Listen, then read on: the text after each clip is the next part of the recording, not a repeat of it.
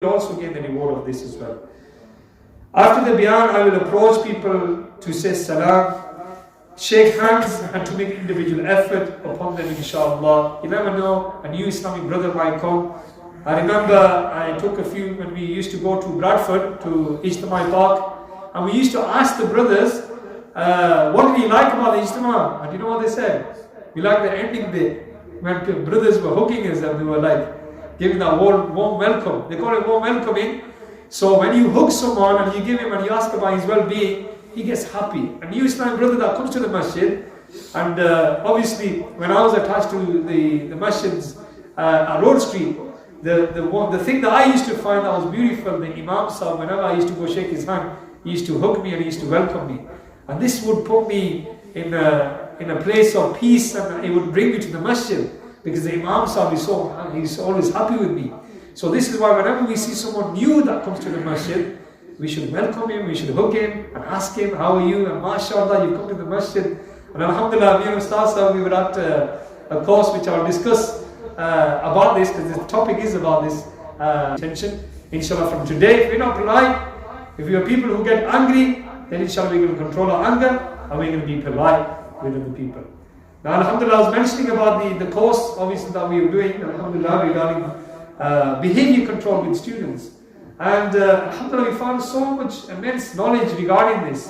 How many of us here at home always are commanding our children, always telling our children off, always, and then our children don't listen? You know, why don't they listen? Why is the tariqah for them to listen? And this, we had certain children in the madaris that we are struggling, that why the behavior, we cannot control the behavior. You are not reading your sabak, read your sabak. You are not reading your namaz, read your namaz. So alhamdulillah, this piece of advice that we learned, which I'm sharing with you today, that you can do this with your children at home, and it works, alhamdulillah. So rather attacking the child, rather telling the child off, right? Look at the other children. If there's a child that is reading his sabak, stand up, beta, shabash, you're reading his sabak today, mashallah. And guess what? The whole class starts reading the sabak, just because of one got shabash. How many of us say shabash to our children at home if they did a good act? I think very rarely we say good compliments to our children. At least we should do is compliment them. If they read one namaz, at least compliment them. Give them something as a gift. Now alhamdulillah, our madaris, all over the UK, we have put a gift system now. So inshallah, if they do good, we're going to reward them. Same again, when you go home, guys, you know, your children, if they do something good, reward them, give them something.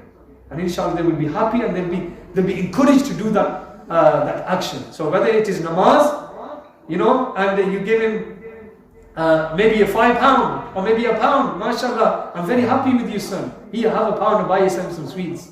Even though sweets are bad for them. But we hear the waqi of, so we see how the nature of the beloved Prophet ﷺ is. Soft nature.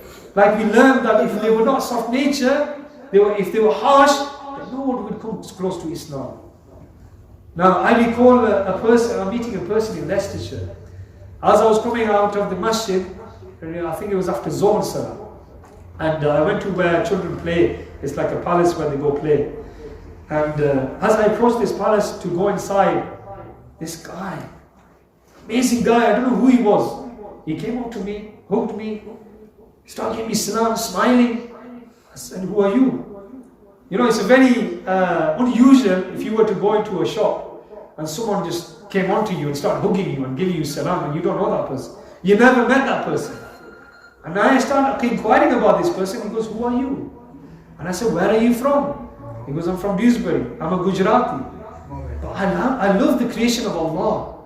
And he was talking about the sift of Rasulullah, which I've just mentioned. Soft nature. Right? And he says, look, if I'm not like this with the creation, but this guy turned me so much towards him, I fell in love with the guy. The way he met me, the way he hugged me, the way he gave his salam, the way he smiled, and his advice he was giving me. I said, look, give me some advice. How are you like this? Because whoever I meet, you know, they say you've got something in your heart, that you've got nur in your heart. Yeah, and we should be like this kind of character, following the Rasulullah sallallahu alaihi wasallam. So this way, obviously one smile could, like we learned, could, bring someone close to Islam. So moving forward, the Islam brother, and we won't be able to get people into the masjid. Like for example, if you had a business, if you just open and you put a sign there, you didn't do any advertisement. I'm not saying deen is a business. No, deen is not a business. But I'm just giving you a metaphoric example. Now we can't just open a shop and just sit there. We obviously move about and invite someone. We're going to make some phone calls. We're going to tell people about our business. We're going to invite them. And this is why I say with Islam, we need to invite people towards the masjid. And if we don't do that, then our masjid will be empty.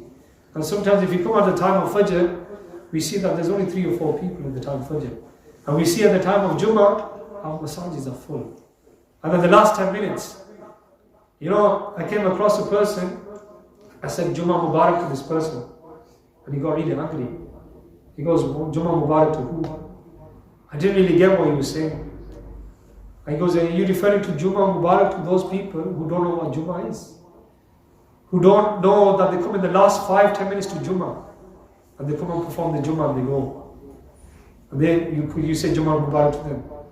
Jummah is, we should get up, we should do ghusl, we should prepare for Jummah, we should leave our businesses, right? And then we should come towards the masjid and be in the first surf, and we should listen to the bayan and the khutbah, Jummah Mubarak to them. So I understood what he was saying. I got hurt from it because his impression was a bit harsh. But we can understand certain things that, we need to be inviters, and Dawat Islami was given a perfect platform, alhamdulillah. Allah ka hi dora baraine ki dawat. Join us in this early visit.